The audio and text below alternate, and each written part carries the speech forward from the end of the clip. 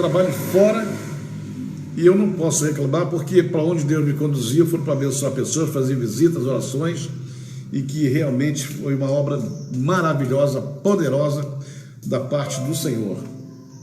Então, Ele é o chefe, Ele é o Senhor, Ele manda, é Ele quem determina tudo que nós temos que fazer. Então, vamos obedecer, né, e deixar que Deus opere na nossa vida segundo a vontade dEle. Cabe a nós, como servos, como filhos, obedecer. Amém? Então, vamos lá. Vamos orar, porque já deu horário aqui. Hoje é o último estudo do fundamento da força. Na quarta-feira, nós começaremos então com o fundamento do poder de Deus. Vai ser um estudo maravilhoso. Vamos tentar entender, compreender o que significa o poder de Deus. Quando a Bíblia fala poder de Deus, que misterioso poder é esse que opera em nós e que Deus opera através dele em toda a terra. Então nós precisamos compreender certas palavras para certas situações, para não vulgarizar, por não empobrecer a palavra poder, não poder dos homens, mas poder do eterno, né? Eu quero ler para vocês aqui um versículo. A live hoje não vai ser muito longa, porque já é o estudo final, mas o fechamento do fundamento da força. Mas eu quero ler para você aqui uma palavra maravilhosa, poderosa, que eu gosto muito dessa palavra, porque eu sei que é a palavra profética liberada pelo profeta Isaías e que funciona na nossa vida. Glória a Deus por isso. Gilce Maria de Alcântara, concordo plenamente, está se defendendo. Orai pela paz de Israel. Isso mesmo, Gleice. Vamos orar em nome do Senhor Jesus. Deixa eu dizer aqui o que o profeta Isaías falou. Mas os que esperam no Senhor, no Senhor, renovam as suas forças, sobem com asas, como águias, correm e não se cansam, caminham e não se fadigam. Que coisa maravilhosa! Esse texto aqui, tem outro aqui no versículo 41 que eu vou ler daqui a pouco. Esse texto aqui fala que a nossa força, o fundamento da força, a fonte dele, a origem dele é o Senhor. Eu quero deixar isso bem claro, porque eu vejo aí alguns obreiros, alguns ministros do Evangelho, quando estão nos seus púlpitos ministrando, eles costumam enfatizar certas coisas desse mundo, em detrimento ou em desconhecimento de coisas que vêm da parte do Senhor. Então, por exemplo, eu estou vendo muitos pastores, muitos ministros, mas já saiu, graças a Deus. Então, ministros ministrando em cima do púlpito virtudes que o homem deve ter, são virtudes positivas, não se nega isso, né? De cima do púlpito.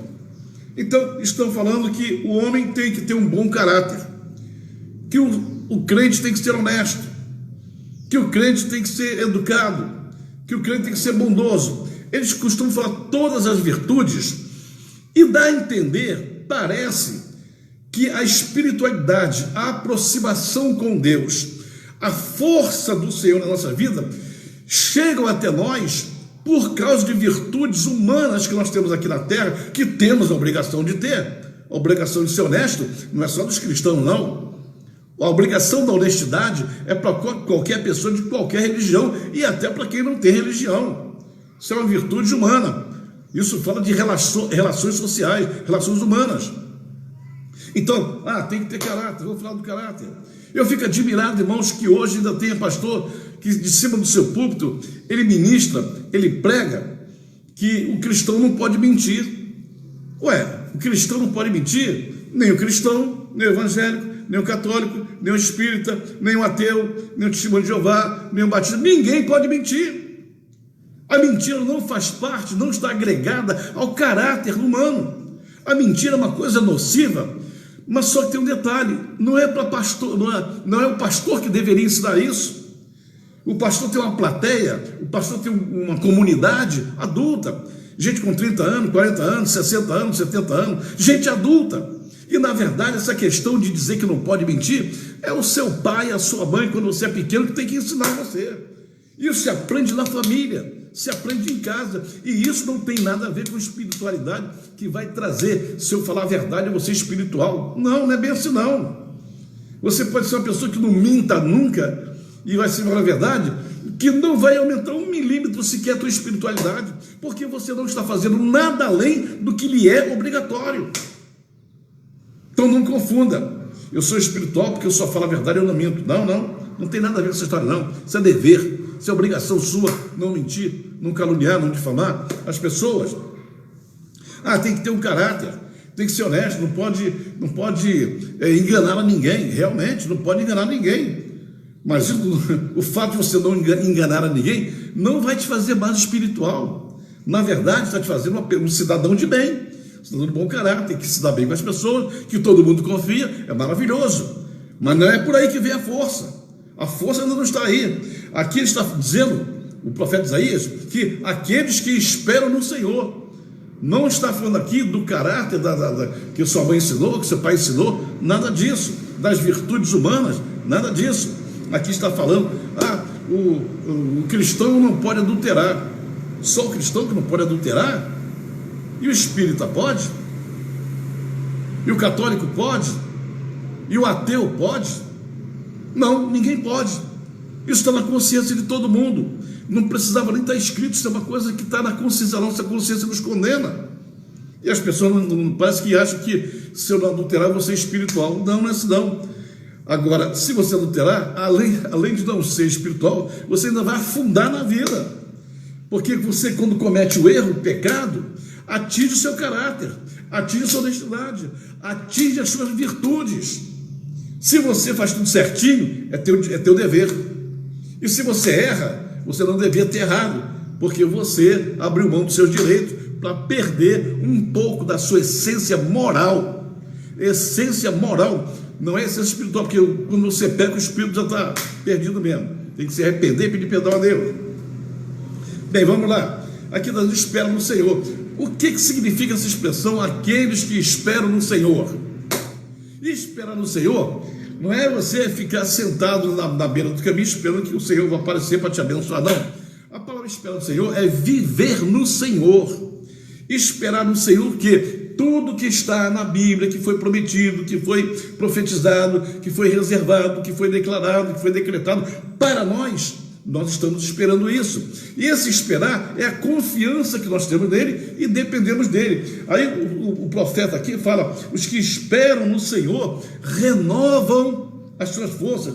Quando fala renova as suas forças, é que está falando da espiritualidade que muita gente acha que vem pelas virtudes humanas. Não vem.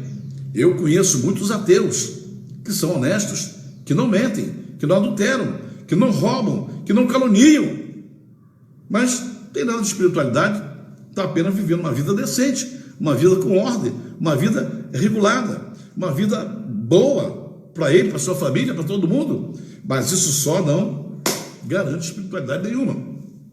Mas os que esperam do Senhor têm que fazer exatamente aquilo que o Senhor fala.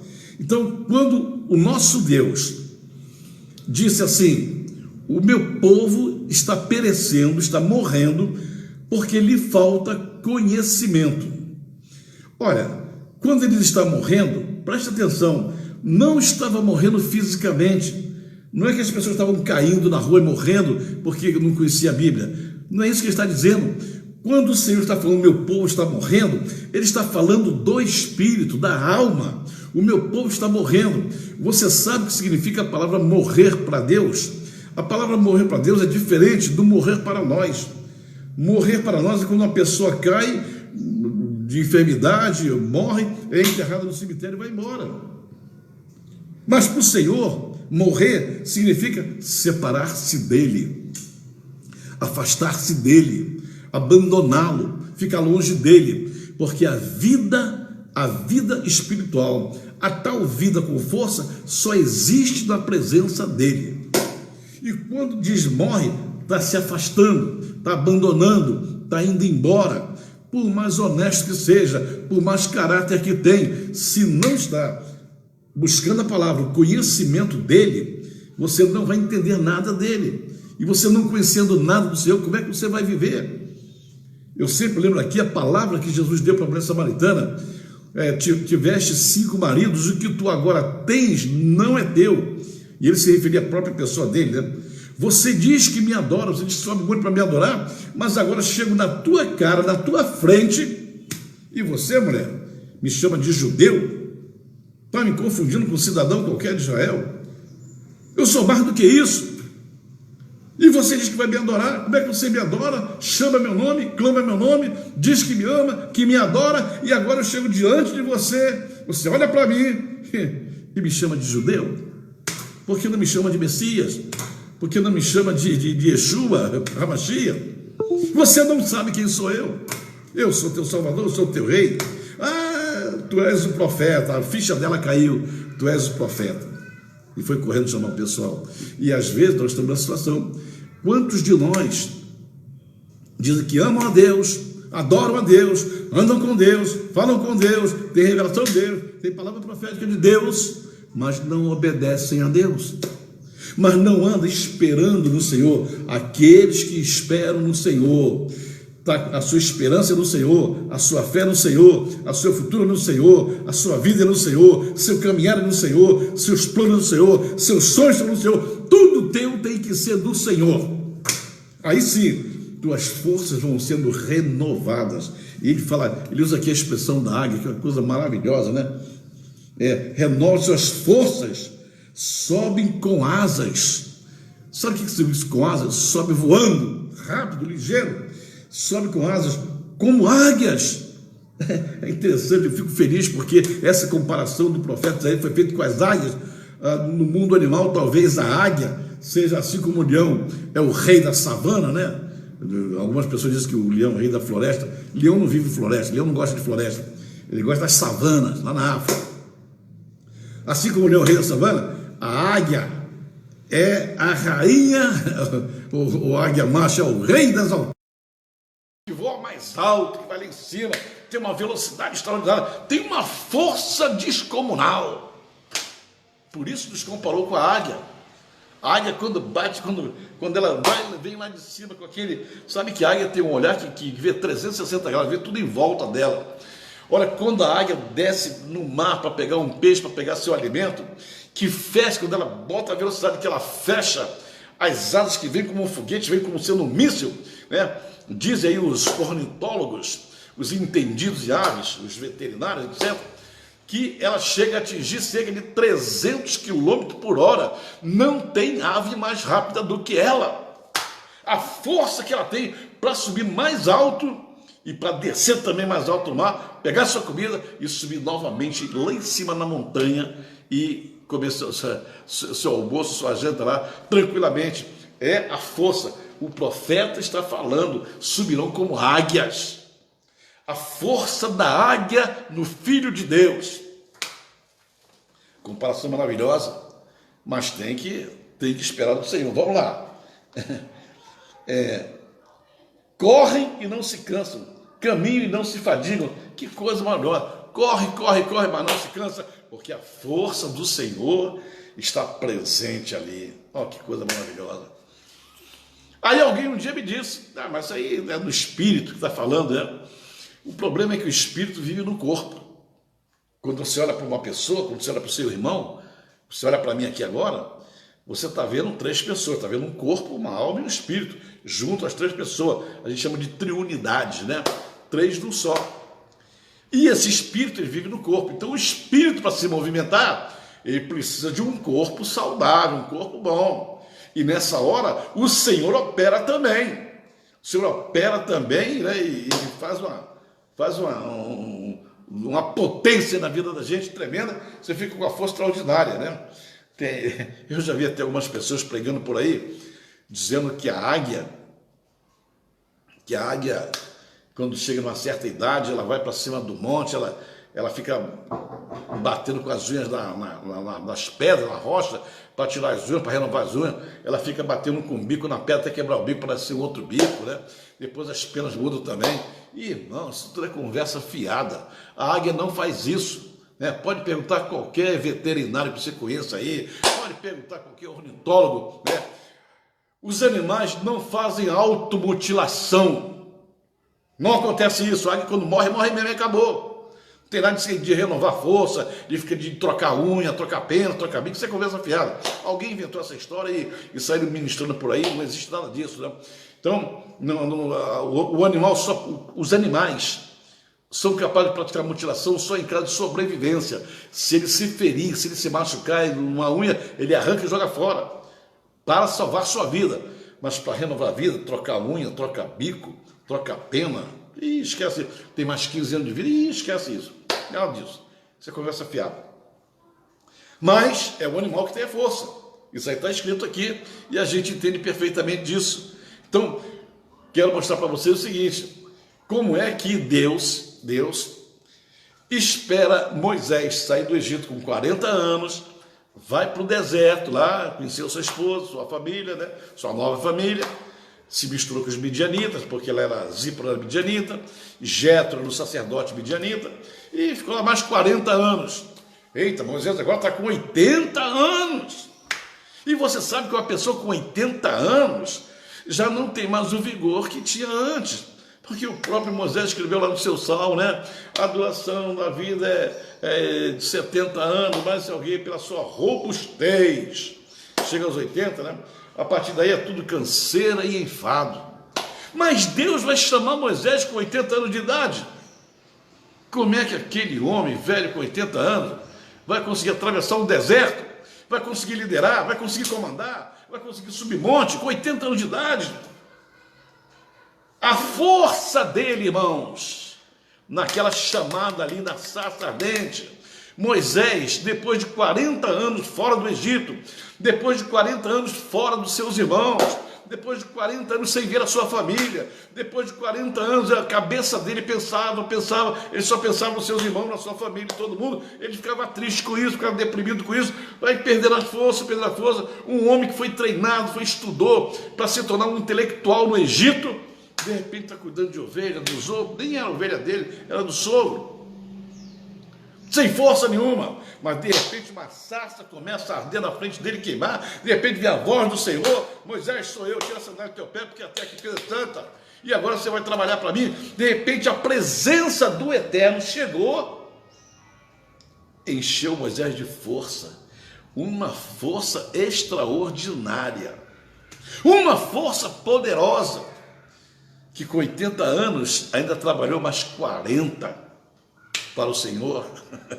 Que coisa linda, maravilhosa. Os que esperam no Senhor renovam as suas forças. Que força teve Moisés entre os 40 e os 80? Diga para mim, que força que você viu em Moisés de 40 anos até os 80 anos? Nenhuma. Não fez nada. Está lá só as ovelhinhas para cá, o gado para lá, para cá, né? E com a sua esposa, com seus filhos e tal. De repente o Senhor chega. Quando chega o Senhor, quando vem a sarça dele, renova a força. Eita, Moisés virou um gigante, um homem que liderou mais de 3 milhões de pessoas caminhando no deserto, sem água, sem comida, sem nada, liderou, comandou, dirigiu, cumpriu a sua missão com a força extraordinária que Deus deu a ele. Ele, Moisés, não tinha força de si mesmo, a força que tinha era do Senhor. Por isso que a primeira live que eu falei sobre a força, eu disse: a alegria do Senhor é a nossa força. Ele obedeceu, ele entendeu, aceitou e foi, e a força dele foi renovada.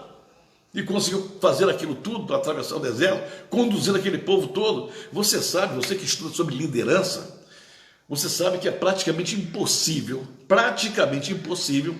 alguém liderar 3 milhões de pessoas sem microfone, sem WhatsApp, sem Facebook, sem telefone, sem um celular, sem nada, só na boca mesmo, comandando um grupo menor para comandar outro, para comandar camadas de líderes, até chegar em todo mundo. Isso aconteceu naquele tempo, e depois daquele dia nunca mais apareceu outro na face da terra que tenha feito o mesmo fenômeno que Moisés fez. Ele tinha força, o Senhor, quando o Senhor apareceu, deu a força. E ele foi e conduziu. E o mais interessante, que ele subiu no Monte Sinai. Moisés, subiu no Monte Sinai com mais de 80 anos de idade. Eu quero explicar uma coisa para você. Algumas pessoas, quando viajam para Israel, eles chegam aqui no Brasil e dizem assim, nós fomos lá no deserto onde Moisés passou, e nós subimos no Monte Sinai, ou Sinaí, como alguns hispanos dizem. Eu quero dizer para você que o Monte Sinai, hoje, ninguém sobe lá. Ninguém sobe, os militares do Egito não permitem que eles subam lá. E normalmente se vai a outro monte, que dizem que é o Sinai, mas não é o Sinai. É outro monte, que é menor. Esse monte menor, para subir, já é uma dificuldade. Pessoas idosas, pessoas de idade, têm dificuldade de subir. Né? Muita dificuldade. Normalmente se sobe à noite, começa a subir meia-noite, até as 6 horas da manhã, para chegar no topo, para descer é mais fácil. Porém, no Sinai é mais alto. O Sinai é o monte maior. Desculpa. O Sinai é o monte muito maior do que esses montes que o pessoal sobe lá dizendo que é o Sinai. Não é o Sinai. No Sinai ninguém sobe hoje. Os militares do Egito tomam conta lá. Mas o Moisés subiu. E com mais de 80 anos de idade subiu. Como é que ele conseguiu subir aquele monte? Como é que ele conseguiu ficar 40 dias e 40 noites lá em cima? Se não fosse a extraordinária força do Senhor em Moisés, ele não conseguiria. E o mais gostoso dessa história toda é que quando chega no final, lá já no final da história dele, quando ele resolve subir o Monte Nebo lá, que o Senhor chama ele e começa a conversar os dois. Eu não sei o diálogo porque a Bíblia não relata, né? Mas eu desconfio que Moisés, quando estava lá, que o Senhor apareceu, meu pai, o que o senhor está fazendo aqui? E o pai disse, meu filho, eu sabia que você ia passear por aqui, eu vim aqui porque eu queria ter uma conversa particular com você, e queria dizer para você, meu filho, que quando terminar essa conversa aqui, nós vamos para casa. Você não vai voltar para o vale mais não. Você não vai mais voltar para o seu povo não. Daqui você vai para casa com o papai, tá bom? E os dois foram embora.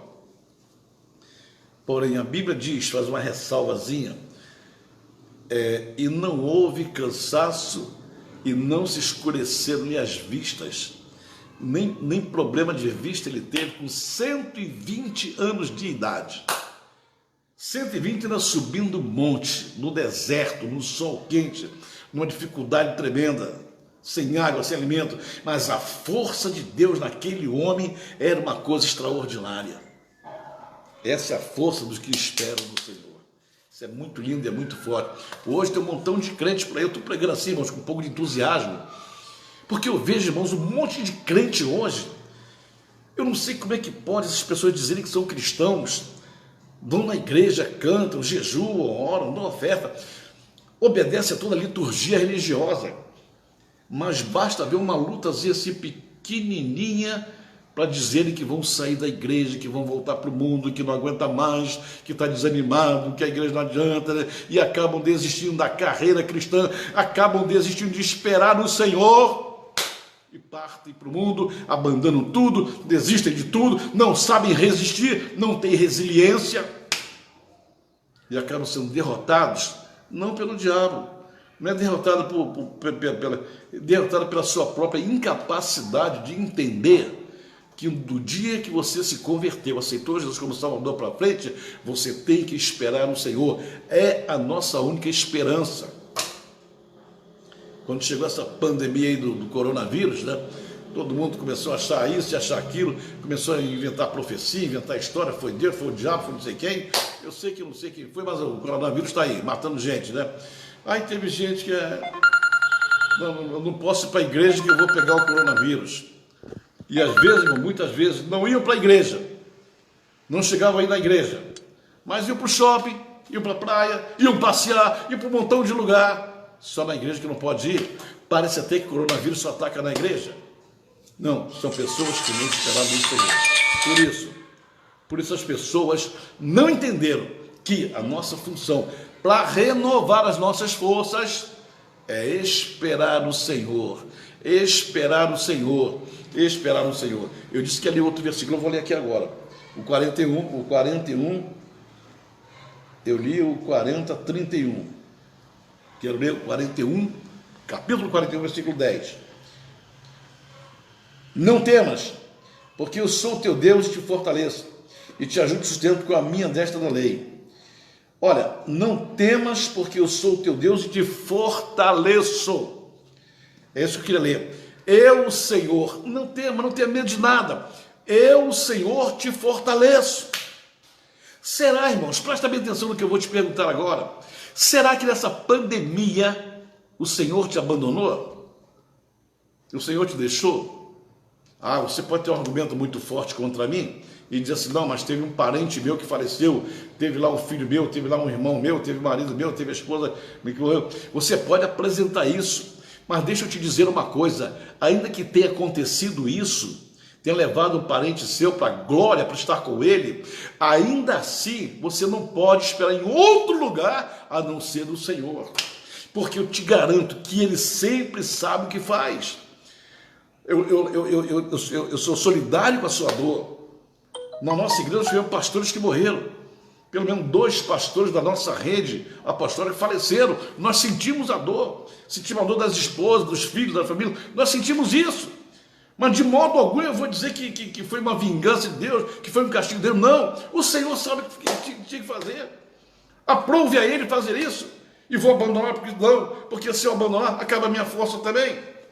E eu tenho que esperar no Senhor, aconteça o que acontecer. Não tem outra alternativa, não tem alternativa. É esperar, esperar e esperar. É Ele que nos fortalece. Foi o que Paulo disse, quando Paulo disse que com toda a sua pujança de conhecimento teológico, com toda a sua magnitude do conhecimento teológico, um dia disse, Senhor, tem um demônio que toda noite vem me esbofetear.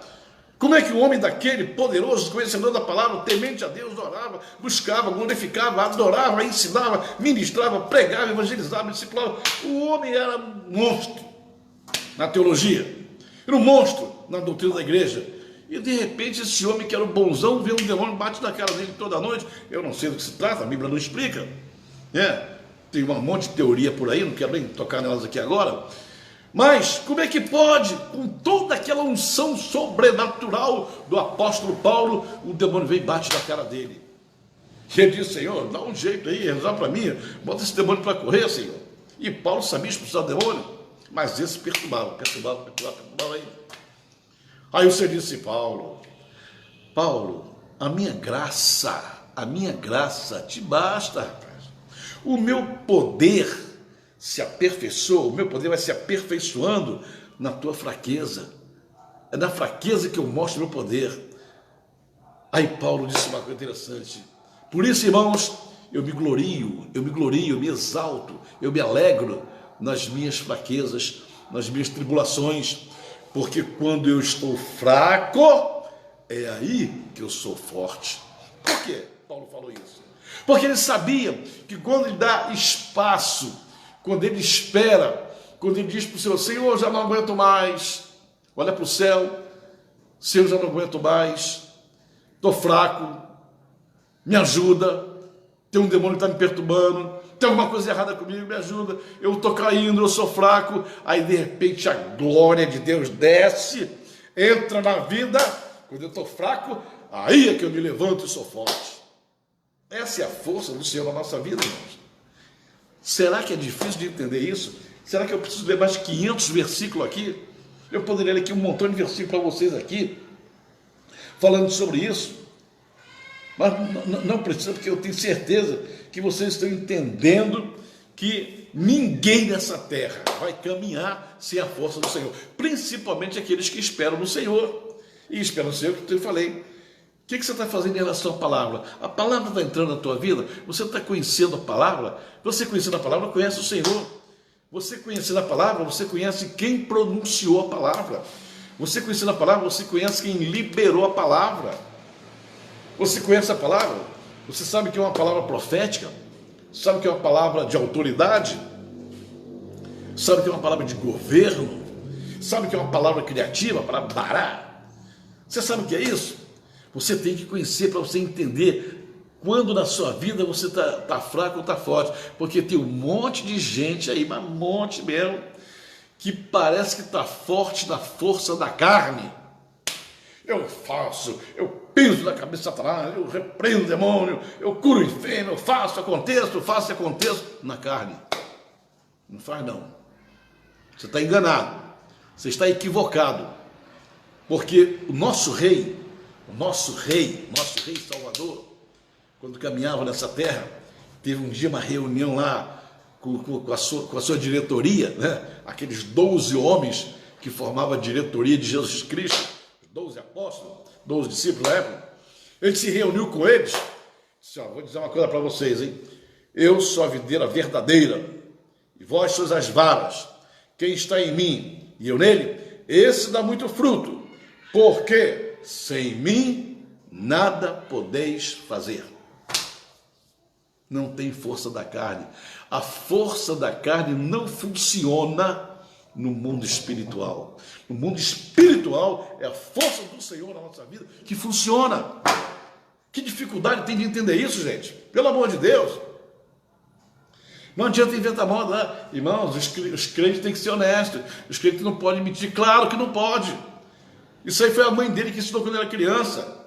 Foi o pai dele que ensinou. Teve que aprender quando era criança. Essas coisas é formação familiar. Essas coisas é dever da família, do pai e da mãe ensinar. Por isso que a Bíblia diz: ensina o menino no caminho que deve andar. E até quando crescer, jamais se desviará dele. Se ele tiver uma boa educação familiar, ele vai longe. Mas, quando se trata de entrar no mundo espiritual, quando se trata de enfrentar os leões que vêm para cima da gente, né? O diabo, quando vem disfarçado de leão, bramando como leão, procurando a quem possa tragar. Nessa hora é a força do Espírito que vai funcionar, é a força de Deus em nós. Daí Tiago ensina lá: sujeitai-vos, pois, a Deus. Quando você se sujeita a Deus, você vai levar uma vacina de força divina. Vai injetar no teu coração a força poderosa do Senhor, a força poderosa de Jeová, a força poderosa do Pai Celestial, a força da unção poderosa que vem sobre nossas vidas, e aí você vira um gigante. Porque quando a Bíblia diz: sujeitai-vos, pois, a Deus, quando você se sujeita a Deus, a força desce em você, e Tiago fala: resistir. Encara, enfrenta, confronta Satanás. E sabe qual é o final da guerra, da briga? Ele fugirá de vós. Não precisa nem lutar, você não precisa nem brigar com o inimigo. A Bíblia diz que se você resistir a ele, ele foge de você. Desde que você se sujeite a Deus para receber a força chega e ele corre. Por acaso, você já viu no livro, né, de Shemot, livro de Êxodo, você já leu por acaso algum dia que o diabo apareceu no deserto para confrontar Moisés? Apareceu uma vez, o capiroto apareceu lá para encarar Moisés. Moisés andava assim com o Senhor, coladinho, grudadinho. Os dois eram amigos. Moisés não largava o Senhor e o Senhor não largava Moisés. Era um apoiando o outro. Que coisa maravilhosa. No dia que Achem reclamou com Moisés: o povo está fazendo bezerro de ouro, está rebelde, vou matar todo mundo, Moisés. Calma aí, Senhor, calma, meu pai, deixa que eu resolvo a situação. Foi lá, exortou, mandou os levitas pegar uma espada, matar um montão de gente, mataram quase 3 mil numa noite, dia seguinte volta do céu. Está resolvido, meu pai, resolvi o problema. Resolvi, passei o cerol lá no montão de gente, acabou com a história dele. Meu filho, então tá bom. Então agora você pode pegar esse povo que está contigo e você pode ir embora, que o meu anjo vai contigo, meu filho. O meu anjo vai te acompanhar, meu filho. Epa, peraí, meu pai. Que história de anjo é essa, meu pai? O senhor acha que depois da nossa amizade, da nossa intimidade, da força que o senhor me dá, o senhor acha que agora vai mandar um anjo para me conduzir? Eu não quero, eu quero o Senhor. Porque eu estou esperando, não é no anjo, estou esperando do Senhor. É no Senhor que eu estou esperando. Se o Senhor, meu pai, não for comigo, eu não vou para lugar nenhum. Aí eu sei que esse meu filho, ele é agarrado comigo, não me solta de jeito nenhum. Tá bom, meu filho, eu vou contigo então. Dispensa o anjo, que eu mesmo vou contigo. Isso é a força, irmãos, é a força. Você está andando com Deus? Ou você é daqueles crentes que quando acorda de manhã, Senhor, meu Deus, eu vou sair agora para o meu trabalho. Senhor, me abençoa. Senhor, manda um anjo para me acompanhar, um anjo que vai me acompanhar no meu carro, na condução. Acampa os teus anjos, meu Deus, Senhor, teu anjo, teu anjo, teu anjo. Você é desses que pede anjo? Ou você é daqueles que Moisés, Senhor, hoje, meu Pai, eu não quero anjo nenhum comigo. Hoje, Pai, eu quero a tua presença. Eu quero o Senhor comigo. Que maravilha, porque a alegria do Senhor é a nossa força. Mas não, tem gente que pede anjo. Quando pede anjo, Deus manda um anjo.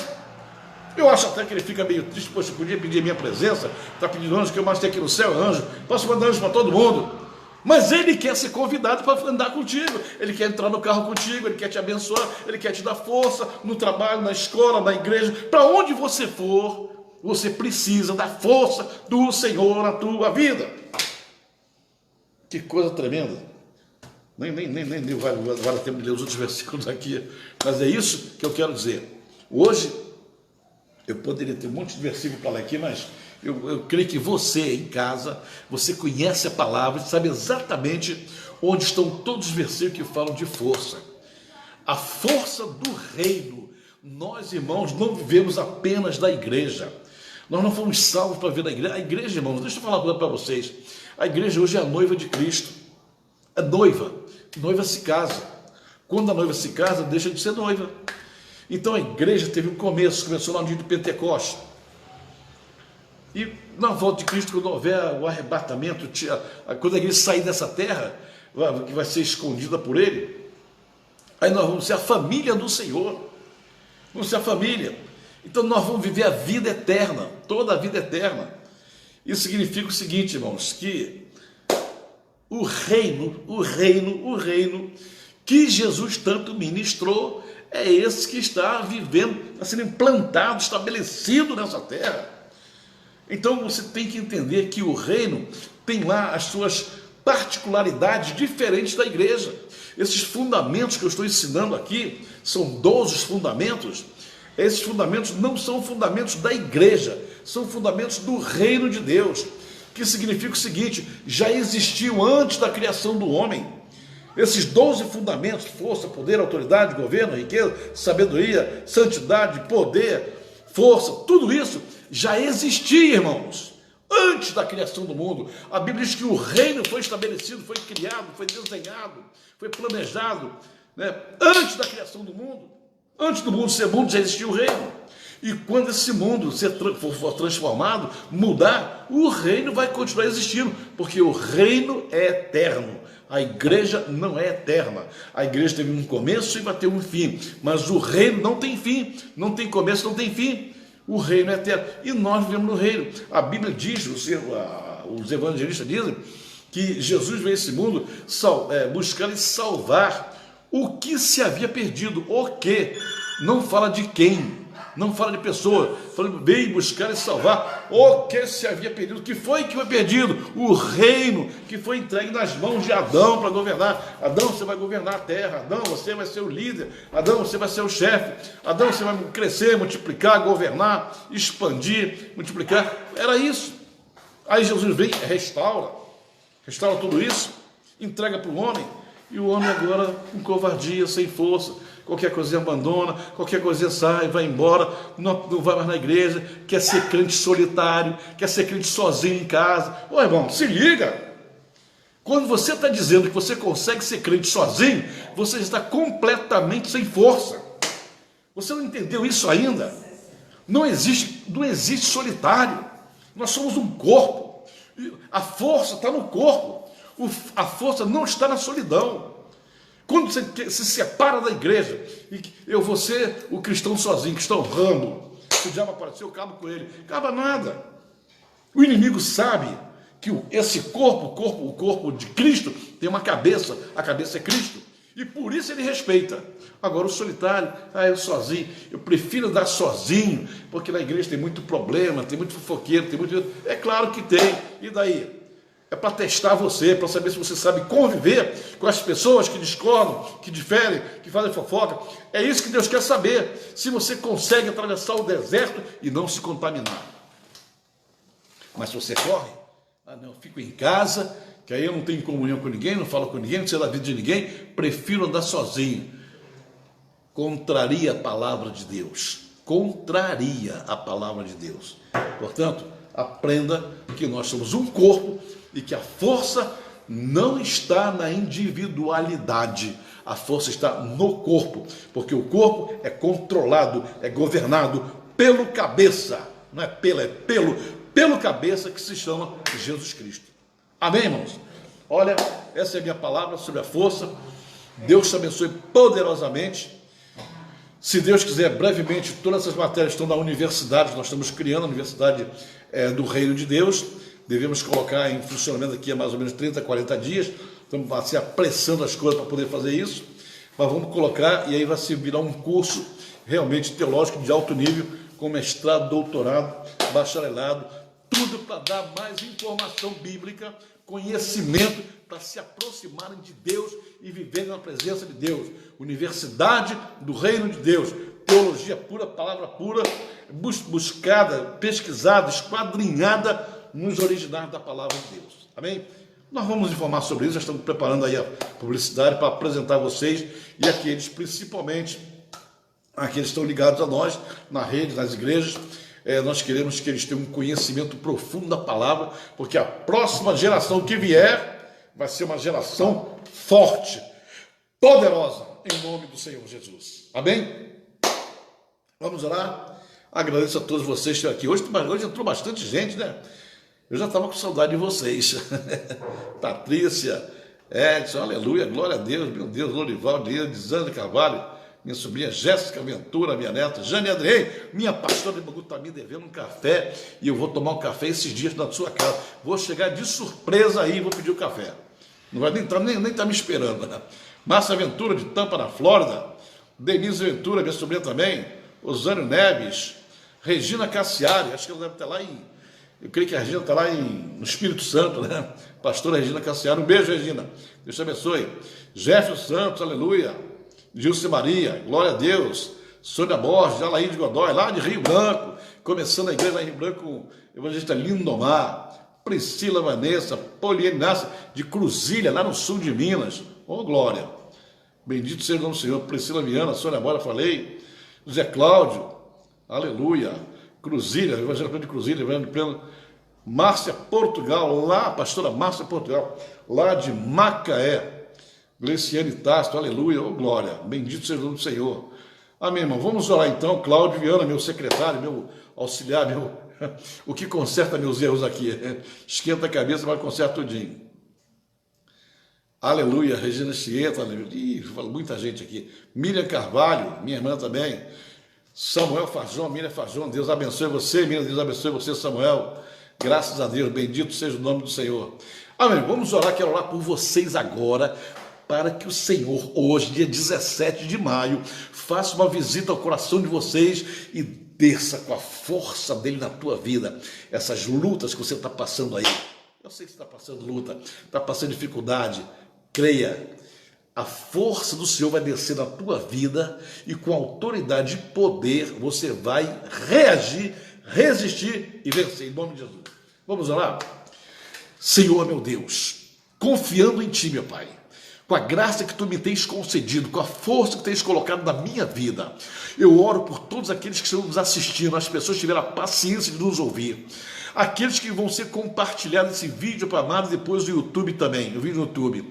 Te agradeço, Pai, por essas vidas que ouvirão, e eu te peço agora que Teu Espírito Santo que está conosco aqui nessa hora, Teu Espírito Santo que nos visita neste momento, que Ele possa visitar a todos aqueles que nos ouviram nesta tarde, entrando no lar de cada um, no escritório, no carro, onde estiverem, meu Pai amado, e abençoe a vida deles, fortalecendo, para que eles possam, Pai amado, esperar no Senhor e ter as suas forças renovadas como a águia, para subir como asas, voando, Pai amado, recebendo poder e autoridade na vida deles. Eu te peço isso, meu Pai, e te peço a Tua graça, o Teu poder, a Tua unção, a unção do fundamento da força na vida espiritual deles, para que eles possam vencer todas as suas adversidades, em nome de nosso Senhor Jesus Cristo.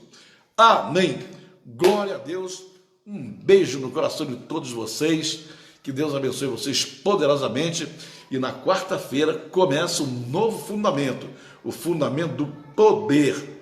Poder de Deus. Vamos ver o que significa esse tal poder de Deus, onde ele opera, quando opera e por que opera. Ih, coisa maravilhosa. Algumas pessoas dizem que eu devia ter começado pelo poder. Não, comecei pela unidade, porque nenhum fundamento pode ser estabelecido se não houver unidade. Por isso é que eu combato, eu critico pessoas que querem andar sozinhas, pessoas que querem fugir da igreja para serem cristãos sozinhas, estão quebrando a unidade, não querem ter unidade com a igreja. Olha aqui, meu amigo, meu irmão, minha irmã, se você pensa assim, fique sabendo que o arrebatamento não vai ser para individualidade, vai ser o corpo que vai ser arrebatado, é a noiva que vai ser arrebatada, é a igreja que vai ser arrebatada. Você tem que estar inserido, não pode estar fora, tem que estar dentro. Você sabe que na Arca de Noé tinha muitos problemas. Muitos problemas. Aqueles animais se estranhavam de vez em quando ali, né? Aquele cheiro que tinha de animais lá fazendo sua necessidade. E era ruim, mas a salvação estava dentro da arca, não estava fora. Se alguém pulasse da arca porque não estava concordando com Noé, ou achando que estava ruim, ou achando que fedia muito, ou achando que a comida não era boa, e pulasse, ia morrer afogado. Não. Tem que acreditar, tem que crer, tem que ter a certeza da força no Senhor, que é o que nós temos ministrado aqui. Deus te abençoe, um grande beijo no coração de vocês e quarta-feira eu estou ministrando a partir de Minas Gerais. Na quarta-feira já estarei ministrando a partir do Rio de Janeiro. Deus abençoe vocês poderosamente em nome de Senhor Jesus. Irmãos, força do Senhor na tua vida, em nome de Jesus.